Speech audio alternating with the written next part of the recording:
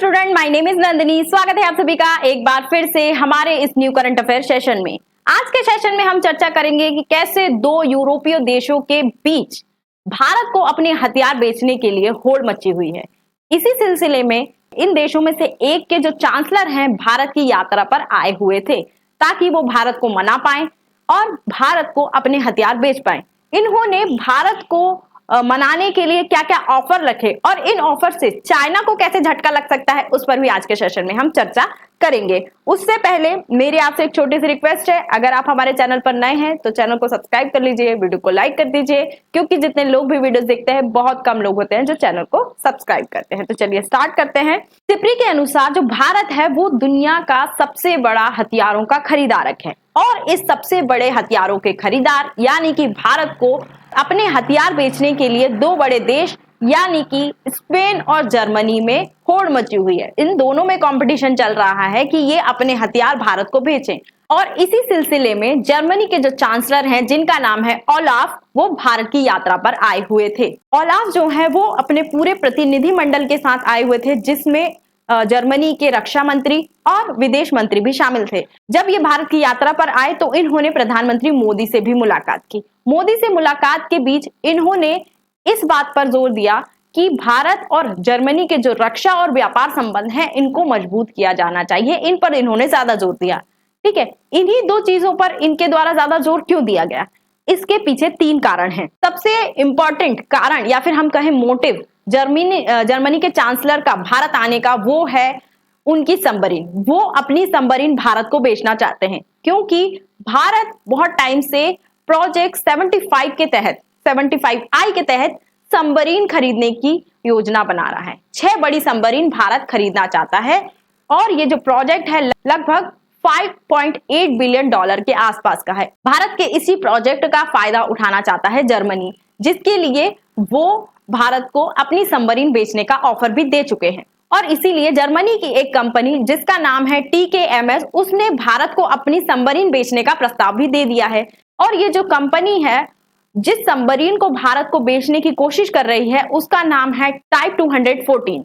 लेकिन इस सबमरीन को लेकर दिक्कत ये है, ये सबमरीन आकार में छोटी है और भारत को AIP टेक्नोलॉजी से लैस बड़ी सबमरीन चाहिए और इसलिए हो सकता है कि भारत इस सबमरीन पर ज्यादा इंटरेस्ट ना ले। लेकिन फिर भी जर्मनी की ओर से ये कोशिश की जा रही है सबमरीन को भारत को बेचने के लिए। ठीक है, पहला कारण है कि जर्मनी अपनी सबमरीन भारत को बेचना चाहता है। दूसरा कारण है चाइना पर जर्मनी की डिपेंडेंसी बहुत ज्यादा है क्योंकि चाइना में जर्मनी की जो मैन्युफैक्चरिंग कंपनी है वो बहुत ज्यादा है। जर्मनी की नहीं, यूरोप के बहुत सारे देश हैं जिनका मैन्युफैक्चरिंग जो कंपनीज हैं वो चाइना में है। इस वजह से इन देशों की जो डिपेंडेंसी है चाइना के ऊपर बहुत ज्यादा है।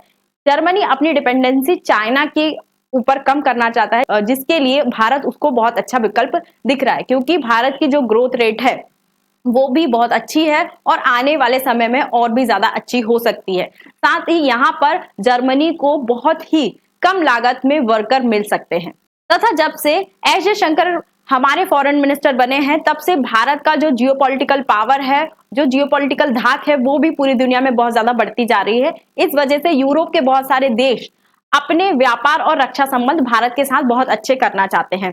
इसीलिए चाइना पर अपनी डिपेंडेंसी कम करने के लिए भारत जर्मनी को बहुत अच्छा विकल्प दिख रहा है। इस वजह से चाइना को भी एक बड़ा झटका लग सकता है क्योंकि जो मैन्युफैक्चर कंपनीज हैं वो अब चाइना से भारत की ओर शिफ्ट होने के लिए सोच रही हैं। इससे भारत को भी बहुत ज्यादा फायदा होगा क्योंकि भारत में अगर कोई कंपनी लगती है तो भारत के लोगों को भी रोजगार मिलेगा। और तीसरा सबसे बड़ा कारण जो है वो है जर्मनी की बूढ़ी होती आबादी। जर्मनी में जो लोग हैं वो तेजी से बुढ़ापे की ओर बढ़ रहे हैं। वहां की जो यंग जनसंख्या है वो कम होती जा रही है। इस वजह से यंग वर्कफोर्स नहीं मिल पा रहा है जर्मनी को काम के लिए। अगर हम भारत की बात करें तो भारत में पूरी दुनिया में जो युवा की जनसंख्या है वो भारत में बहुत ज्यादा है। चाइना की अगर हम बात करें तो चाइना में भी बूढ़े लोगों की संख्या बहुत ज्यादा बढ़ रही है, रूस में भी बढ़ रही है, जापान में भी बढ़ रही है। लेकिन अगर हम भारत की बात करें तो भारत में युवा बहुत ज्यादा है। इसी युवा वर्कफोर्स का जो फायदा है वो जर्मनी उठाना चाहता है। इस वजह से ही वीजा लिमिट को जर्मनी ने 20,000 से बढ़ाकर 90,000 कर दिया है। मतलब कि जहां एक साल में केवल 20,000 भारतीय प्रति वर्ष जर्मनी जा सकते थे, अब लगभग 90,000 भारतीय प्रति वर्ष जर्मनी जा पाएंगे। इससे क्या होगा, जर्मनी को यंग वर्कफोर्स मिल जाएगी।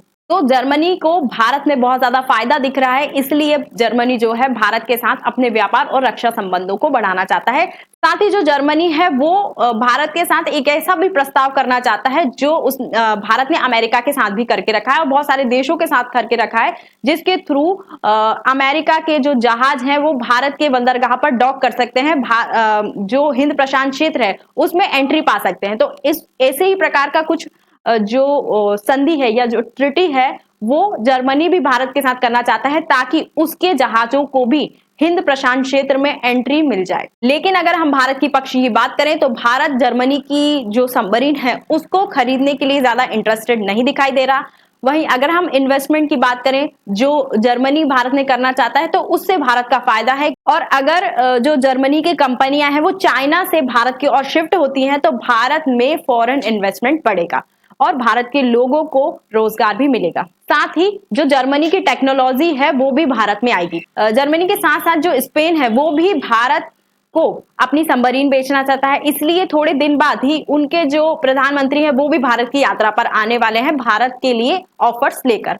ठीक है, तो ये दोनों देश जो है जर्मनी और स्पेन, इन दोनों में प्रतिस्पर्धा चल रही है भारत को लुभाने के लिए, भारत को अपने हथियार बेचने के लिए। और केवल स्पेन और जर्मनी ही नहीं, जो वेस्टर्न वर्ल्ड की कंट्रीज हैं वो एशियन मार्केट को कैप्चर करना चाहती हैं और एशियन मार्केट को कैप्चर करने के लिए भारत एक अच्छा विकल्प है, क्योंकि भारत की जो ग्रोथ रेट है वो दिन प्रतिदिन बढ़ती जा रही है। चाइना की अगर हम बात करें तो वो एक लेवल पर आकर रुक सा गया है, लेकिन अगर हम भारत की बात करें तो भारत की जो ग्रोथ रेट है, भारत का जो बाजार है उसका आकार बढ़ता जा रहा है, जिसका फायदा ये यूरोपीय देश उठाना चाहते हैं। तो आज के सेशन में इतना ही। आई होप आपको ये वीडियो अच्छी लगी होगी। वीडियो अच्छी लगी तो चैनल को सब्सक्राइब कर लीजिए, वीडियो को लाइक कर दीजिए और अधिक जानकारी के लिए आप हमारे टेलीग्राम ग्रुप या व्हाट्सएप ग्रुप से जुड़ सकते हैं। Thank you.